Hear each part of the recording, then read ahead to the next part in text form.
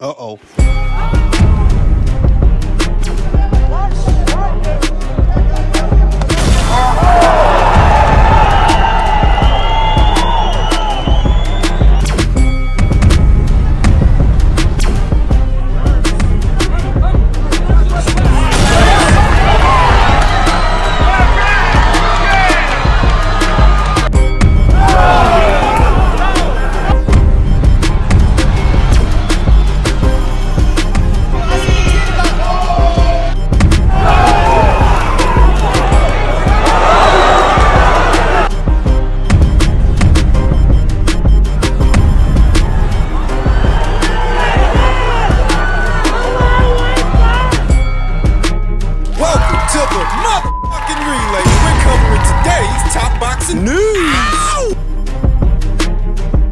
Okay, we'll start with this. An exclusive chat with reigning undisputed Super Bantamweight champion Naoya Inoue on Super Fights and Canelo. What about him? Naoya Inoue is poised to close 2024 as the dominating force in the sport moving into 2025, considering that while Canelo Alvarez is playing out the string in the super middleweight division, that Terence Crawford seems to only have eyes for Canelo, and that Alexander Usyk versus Tyson Fury the winner of that fight, will be in their late 30s. Four-division champion Inoue is intent on embracing the most fervent bouts possible, and while former unified super bantamweight champion Muradjan Akhmadaliev is giving Inoue, 31, grief over selecting his IBF mandatory Sam Goodman as his Christmas Eve for in Tokyo, Inoue told Boxing Scene in an exclusive interview that he's sufficiently impressed with the talent of Goodman, 19-0 with 8 KOs. Because of their respective ages, Usyk, Fury,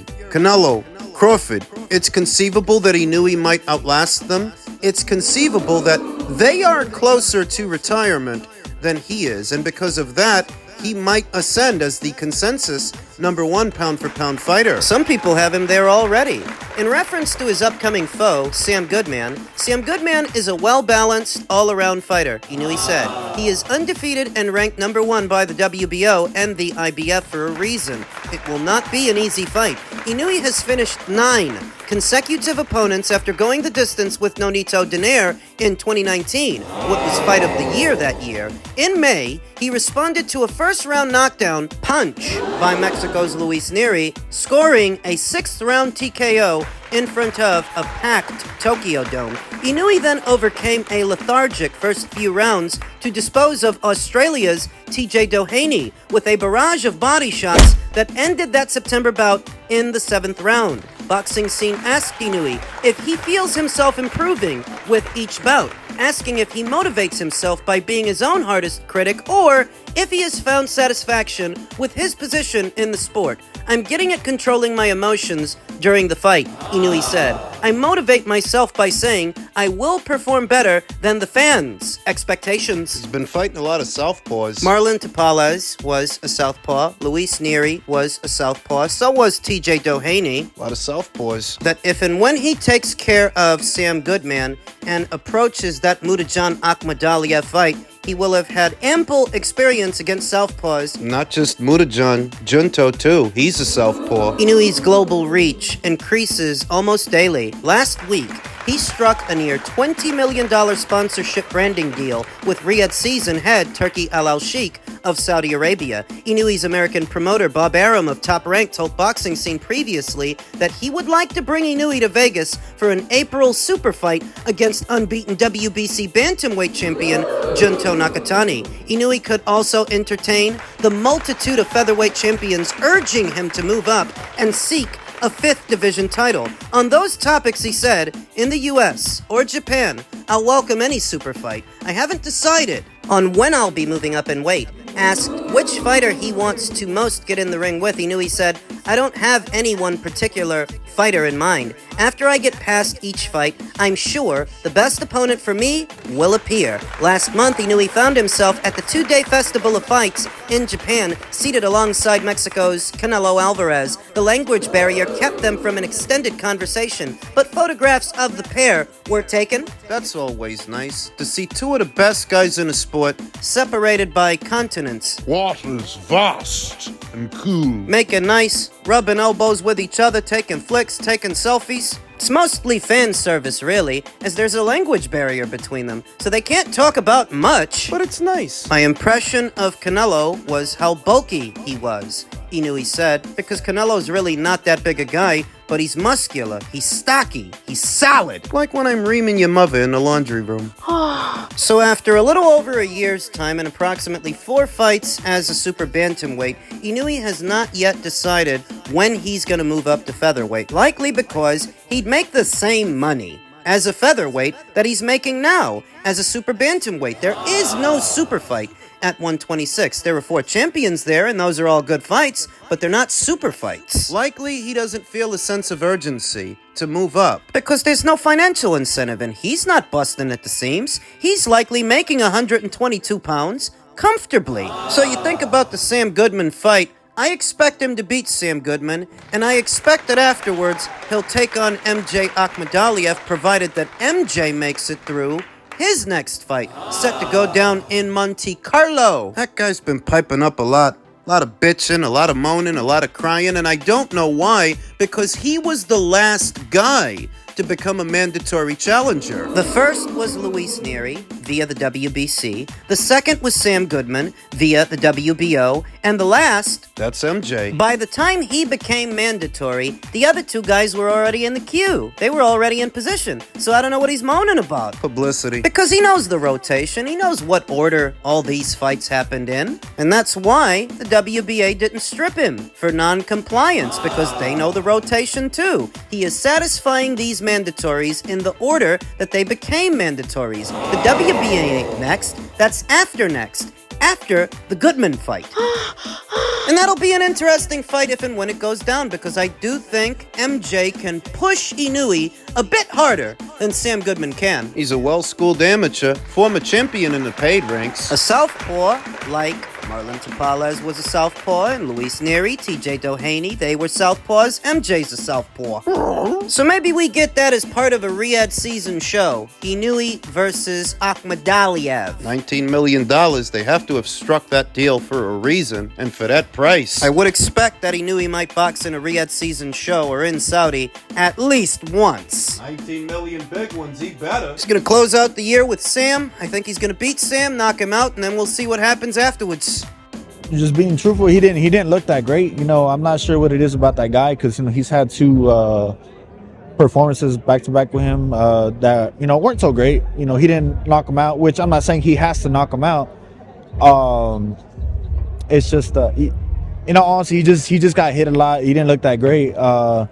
He seemed kind of frustrated. That's what all that movement does. What it does to a boxer-puncher is boxer-punchers are accustomed to being the moving targets. But when they're confronted with somebody else's movement, it's not uncommon that they struggle. Like Regis struggled with Devin, or Teofimo struggled with Jermaine. Jaron Ennis struggled with Karen Chukadzian both times. Styles make fights. For as many times as you hear that, I don't think it registers with the boxing community, even the people in boxing, that styles make fights. Karen Chukadzian presents a very pesky, frustrating style for Jaron Ennis, because he's not giving him a clear target or a stationary target. Boxer punches like Jaron Ennis look their best when they don't gotta chase the guy around. They look their best when the guy tries to bring the fight to them, a la Roman Villa, a la Virgil Ortiz. Recency bias is preventing people from looking at this fight through the proper scope.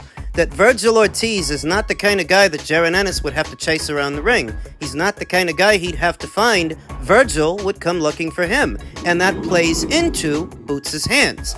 Even though he hasn't debuted as a junior middleweight yet, Virgil's already there. He has. It's not like he's amassed this overwhelming amount of experience as a junior middleweight. No, the 3 fights that he's had since leaving the welterweight division, 2 of them, they weren't against top-level junior middleweights. Frederick Lawson, Thomas Dulorme. It's the same Thomas Dulorme that Boots knocked out. The only solid junior middleweight that Virgil has fought is Sergey Bohachuk, and a lot of people, myself included, are not convinced he won that fight legitimately. So, if what you're thinking is that Virgil has an edge over Boots because he's already up there at junior middleweight, well, he hasn't done a heck of a lot at junior middleweight. And so, If it all doesn't boil down to experience, since Virgil doesn't have much experience at 154, it'll boil down to styles. I've heard some people say they view this as a 50-50 fight. I view it as a 60-40. In favor of Boots. Before you get in your feelings about it, I'm not a fan of Jaron Ennis. Haven't you seen the videos I've uploaded? I've been critical of Jaron Ennis for some time. But that has nothing to do with evaluating a fight, breaking down a fight. If I break down the fight, all the stuff that Karen Chukadzian did that troubles Jaron Ennis, all that stuff. Well, none of that stuff is stuff that Ortiz does. Ortiz tries to overpower you, overwhelm you, mow you down, as pressure fighters often do, with volume, with aggression, standing in front of you, letting punches go. And all of that plays right into Jaron Ennis's hands. It plays to his strengths. It's not about you liking a guy or not. How close he lives to your neighborhood or what elementary school you went to. And so, if the fight were next, I give a slight edge to Jaron Ennis based on the styles. Question. Is this fight going to be next? When they asked Eddie Hearn about it, he said that decision will fall on Jaron and Bozy Ennis. It's their decision to make whether or not they want to abandon ship at 147 and move up. It's on them. So you can't say that there's nothing in it for you. There's money. There is money at least, as Turkey would be the one paying for this fight. And that's the best money in boxing right now. That's Saudi money. Even if there's no real belt on the line, there is money. The great motivator. I think people are blowing Boots' performance out of proportion because they had a disproportionate view of him to begin with. It's recency bias is what it is. Boots didn't look too hot in his last fight, but neither did Virgil. The difference is Boots' fight was about a week ago, whereas Virgil's fight was back there in August. It's not as fresh in your mind how Virgil looked with Sergey Bohachuk, who he couldn't overpower. It was competitive.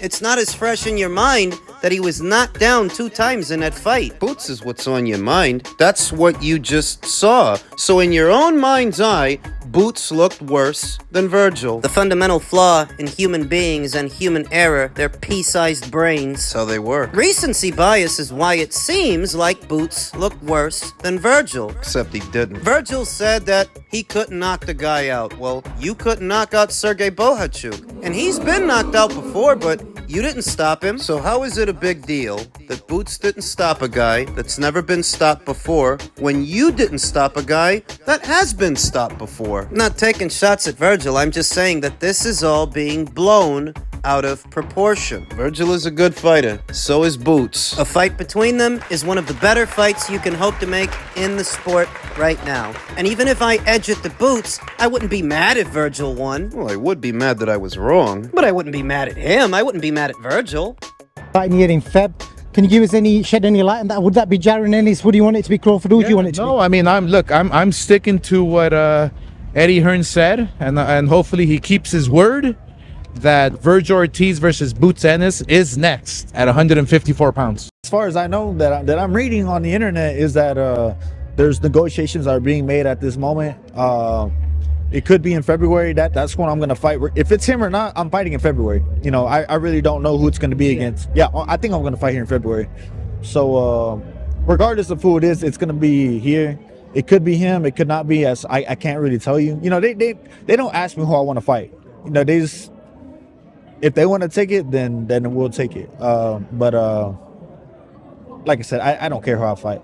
So according to Oscar De La Hoya, they're going to hold Eddie Hearn's feet to the fire, they're going to hold him to his word, and they're going to push to make the Boots fight early next year, except Virgil Ortiz doesn't seem to know that much about it. He's not clued in, so I still question Oscar's commitment, his stick-to-itiveness. Does he really mean business, or is he just using this as another opportunity to take the piss out of Eddie Hearn? Because here's the thing. Irrespective of what I think and what you think about that fight and how it would play out, that maybe I think Boots wins. If he doesn't fight, it doesn't matter. It doesn't matter who you think wins a fight. That doesn't happen. And the ball, at least outwardly, seems to be in Jaron Ennis's court. It's up to him and Bozy to decide. Do they want to stay at 147 or do they want to move up to 154? Fight Virgil Ortiz. Turkey wants to make it. Boots' effort, his desire to unify the welterweight division, is not met with the same enthusiasm that, say, Crawford's desire was when he wanted to unify that same division, or Inoue's desire to unify the super bantamweight division, that there are people out there, they don't think it's worth it. It's not met with the same reception that Anthony Joshua's desire to unify heavyweight was, or Usyk's after him. Why? Well, they think that Boots would be the overwhelming favorite against those champions. Mario Barrios, Seamus Stenionis, Brian Norman, that those guys don't present a real challenge for Jaron Ennis, but then again, that's what they thought about Karen Chukadzian, and look what happened there. Surprise! If nothing else,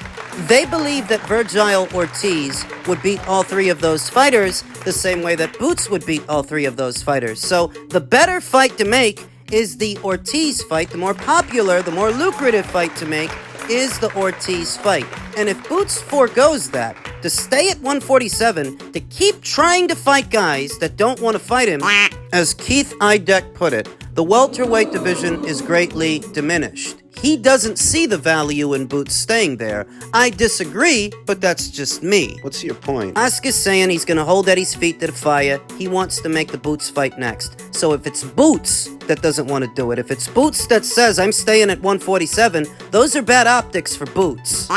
I don't really think it should be. Bad optics for Boots to continue to pursue his own legacy, to carve out his own lane, but some people do, some people will. I don't view Ortiz as a legacy fight. If you move up and you fight him, it's a good fight, it's a solid fight, but it ain't a legacy fight. Then why is so many people placing so much more emphasis on that fight than the others? Poor impulse control. Petulance, immaturity. If you unify the welterweight division, whether people like the champions that are there or not, you become a part of history. You become a part of an exclusive class of fighters that unified all the titles in their time, and you go into the annals of boxing history As an undisputed champion. Not a lot of people can say that. Whereas Ortiz, fighting Ortiz, it's a good fight, but Ortiz was never a champion at welterweight. He's not a champion now at junior middle. It's not that important a fight. You just want it now because of what you think. Because of what you think and what your feelings are. It's always feelings with these people. It's all about the feelings. I like the Ortiz fight, but I do not consider it a legacy fight. It's a big money fight, but it's not a legacy fight. Nevertheless, if Boots forgoes that, to stay at 147, to keep trying to unify that division, people are gonna go after him. They're gonna lambast him. They're gonna say he ducked Virgil Ortiz. That's what they're gonna say. Virgil says he's gonna fight in February either way. Jaron Ennis or no Jaron Ennis. But given how he looked in his last fight, I wonder how they'll match him. The matchmaking at Riyadh season is characteristically ambitious. They really do try to make the best fight possible, the best fight with the best fighters available. Is he boxing on Daniel Dubois' undercard? That's the show Turkey's doing in February. That's the only one I know of. They're planning something. There was a story earlier today that Sugar Nunez and Anthony Cacace, reigning IBF champion, have reached a deal. I didn't think that was going to happen. I didn't think they were going to do that. They must have made it worth Anthony's while. I get the sense that that fight might go down in February. And Virgil says he's coming back in February. What are these guys up to?